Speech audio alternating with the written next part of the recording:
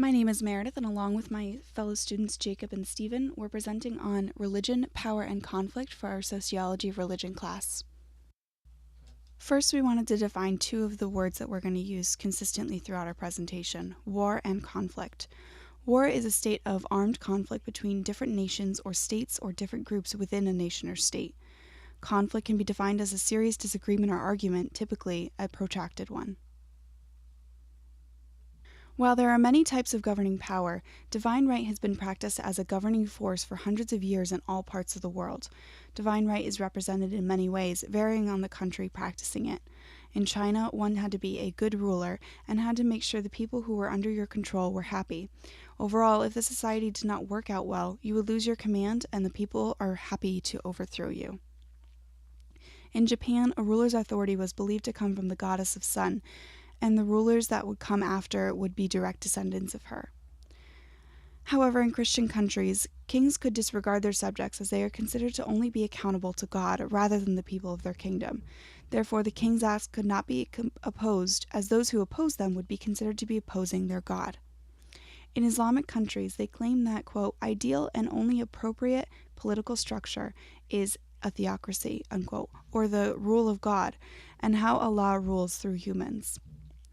Our text describes, quote, the wielding of power by rulers in most human societies was justified by linking the ruler of sacred forces of nature, unquote.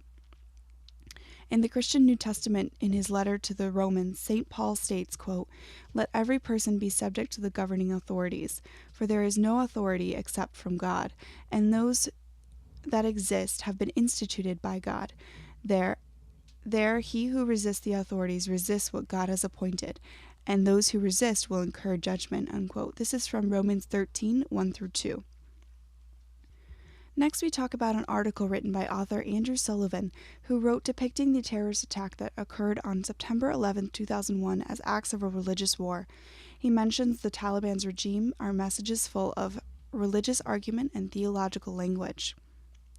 The Taliban and now ISIS are against Western society and are an extreme form of the Islamic faith.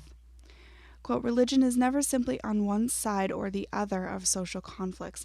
More often than not, we see religion on both sides simultaneously. The same beliefs, rituals, traditions, and leaders are deployed in the interests of both those with power and their challengers, unquote. This is by Marola.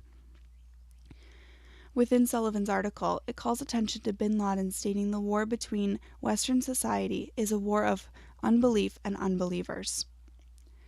When looking at religion and the role it plays in maintaining power and structure to the social world, it is very complex. Religion emphasizes the importance of order and all other important teachings that are used in society. For the United States, the president has always had a religious stance, and candidates are usually recommended to have one. Religion has had an effect on most societies, and while it has been a more pressing issue in the Middle Ages, it can still be considered an underlying cause in current times. Next, we talk about fundamentalism and modernism.